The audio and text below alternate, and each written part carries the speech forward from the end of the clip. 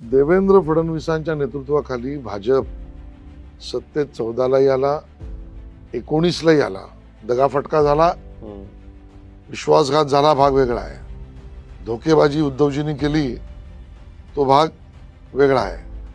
आणि 2024ला सुद्धा आपण आलो. मला असं वाटतं महाराष्ट्राच्या राजकीय इतिहासात 3 सलग निवडणुकांमध्ये एका नेतृत्वाखाली एका पक्षाला 100च्या वर जागा मिळाल्या आहेत. सातत्याने असा दुसरा कुठलाही महाराष्ट्राच्या राजकारणातला नेता दाखवा.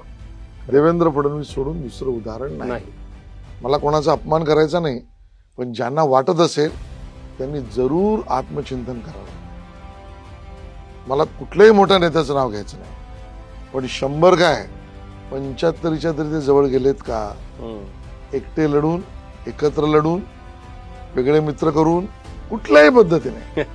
आणि त्यामुळे संघटना ताकद काय असते आणि संघटनेला आत्मा म्हणून काम करणाऱ्या नेत्याची ताकद काय असते हे भाजप आणि देवेंद्रजी या दोन्ही उदाहरणात दिसत आहे.